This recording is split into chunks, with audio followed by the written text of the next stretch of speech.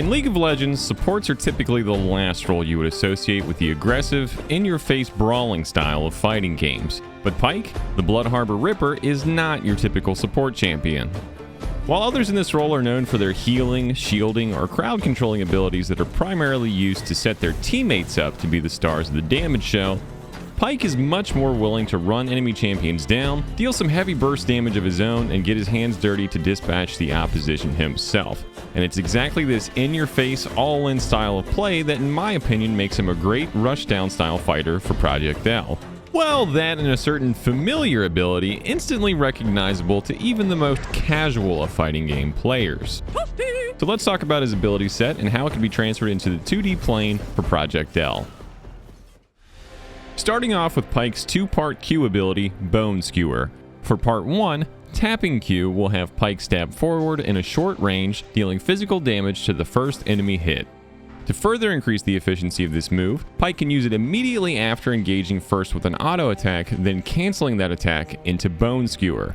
This process is identical to a fundamental of fighting games called special canceling. The idea of this process is by inputting the command for a special move when a normal attack has connected, the game will prioritize immediately activating that special move, thus canceling the rest of the normal attack's animation and comboing into the special move instead. This is a great way to capitalize on adding more damage to poke attacks, or also adding some flair and additional damage to the end of combo strings in most fighting games. I would also propose a second version of Pyke's short Q to swing upwards and act as an anti-air option as well. For part 2 of Bone Skewer, holding Q for a short duration and releasing will have Pyke throw his harpoon, dealing physical damage to the first enemy hit and pulling them towards Pyke's location. So yeah, this is basically just Scorpion Spear from Mortal Kombat. You can more or less just copy that exactly.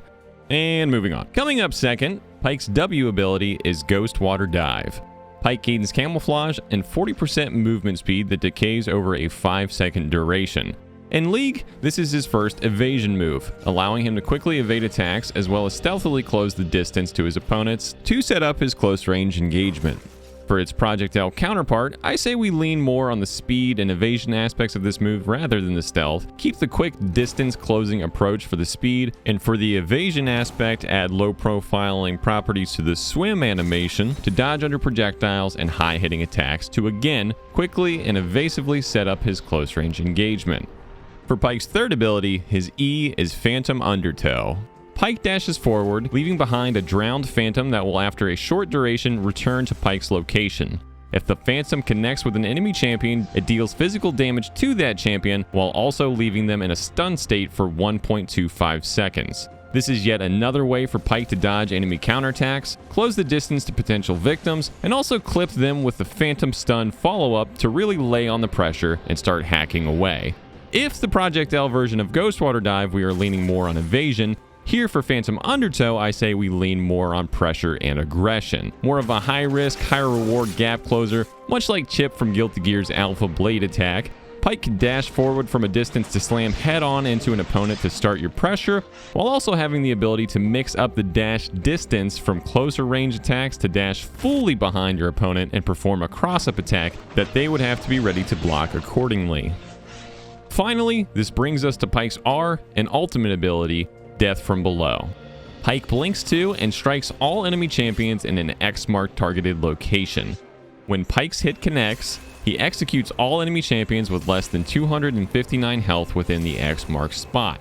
Champions above this health threshold instead take flat physical damage. There are several examples in fighting games where the player's ability to use a super move is only triggered once they have reached a low enough health state. However, this is typically the weakened player that is given that super ability, which is intended to act as a comeback mechanic to always keep matches tight and feeling like neither player is far off from a win if they make just one good play at the right moment.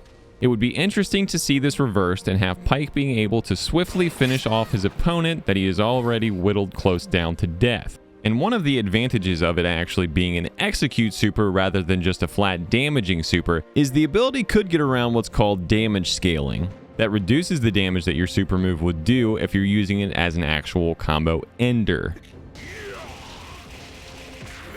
This could definitely be a too strong or broken level mechanic if not balanced properly, but I'm curious to see if Riot could find a way to balance it out without sacrificing the potential hype of a comeback execution combo from Pyke. And that's going to do it for my pitch for Pyke and projectl. Let me know in the comments below what you think I got right, what you think I could do better on, and what other champions you want to see given the fighting game treatment for projectl. Thank you all so much for watching, and I'll see you on the next video.